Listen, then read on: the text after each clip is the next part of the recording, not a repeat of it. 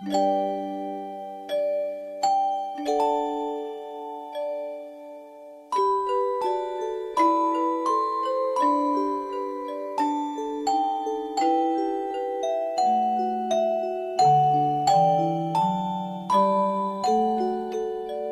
chers amis, à l'approche de Noël, ce jour béni de la naissance du Sauveur du monde, Dieu fait homme, cette naissance réjouit le cœur et nous apporte la paix et la joie.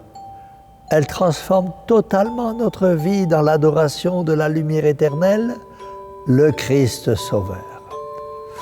Chrétiens que nous sommes, nous savons pourquoi il est venu parmi nous et pourquoi notre vie ici-bas nous prépare à la vie éternelle.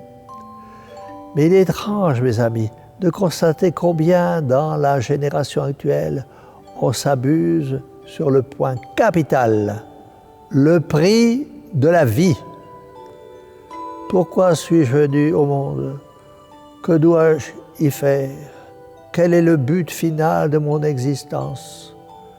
Voilà de graves problèmes et il me semble qu'à les résoudre, l'homme devrait naturellement appliquer toutes les lumières de son esprit et toutes les énergies de son âme.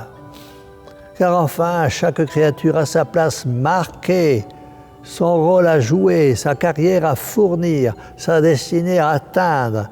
Et l'homme intelligent, comment pourrait-il ne pas se préoccuper du grand mystère de la vie? Au lieu de se laisser aveugler par les plaisirs du monde, bien souvent il est impossible de les tirer de leur sommeil. Ils mangent, ils boivent, ils dorment, ils vivent dans l'obscénité, ils se cramponnent à cette vie qui va leur être ôtée et ils s'en vont dans l'autre vie sans préparation, sans mérite, sans espérance, dans une profonde tristesse. Une tristesse infinie. Mes amis, allez où vous voudrez, écoutez ce que l'on dit chez les riches, chez les pauvres, chez les savants, chez les ignorants, à la ville, à la campagne, au foyer, sur les places publiques. Partout, vous verrez cette plaie affreuse de l'insouciance exercer ses ravages. Et si vous essayez d'en rappeler quelques-uns aux soucis de leur éternité, ils vous diront « nous y penserons plus tard ». Les esprits sont aveuglés, les cœurs sont affadis, on ne voit que le temps qui nous est donné, on n'aime que le corps, l'âme n'est rien, l'éternité non plus. Emprisonné dans les étroites limites de ce monde périssable, le malheureux, l'indifférent, ainsi que celui qui refuse d'être éclairé, s'en vont à la mort comme des insensés qui ne savent ou qui ne veulent pas savoir d'où ils viennent, ni où ils vont, ni quel sort les attend au-delà du tombeau. L'apôtre Saint Paul nous dit « L'homme recueillera ce qu'il a semé ». Eh bien, chers amis, ne soyez pas de ces insensés. Vivez cette vie unie à Jésus et à Marie. Soyez des artisans de paix et d'amour. Vivez chaque jour en cet amour de Dieu et du prochain. Dites-vous souvent, oui, je connais le prix de la vie que Dieu m'a donné et je lui rends grâce. Et Saint Paul nous le rappelle. Pendant que nous avons le temps, dit-il, faisons le bien.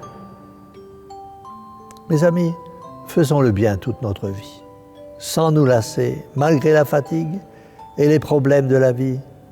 Il faut faire le bien, c'est-à-dire remplir ses devoirs d'homme, de femme, de chrétien et de chrétienne, devoirs au foyer, à l'atelier, au travail en général, au milieu de ses semblables, à l'Église bien sûr. Et jamais, nulle part, il nous est permis d'oublier que nous avons un Dieu à servir et une âme à sauver pour l'éternité. Soyons certains, mes amis, que si nous semons dans les larmes, nous moissonnerons dans l'allégresse.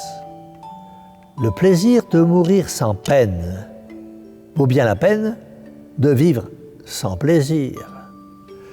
Et en ces temps de Noël, voyons cet enfant Dieu dans son berceau.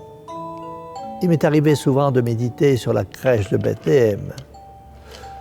Mes amis, en contemplant cet enfant Dieu couché dans la paille, enveloppé de l'amour maternel de sa très sainte mère, tout près de lui, et ce bon Saint Joseph, qui les regarde avec une admiration infinie, s'inclinant devant eux avec tendresse et avec tout l'amour de son cœur de père adoptif.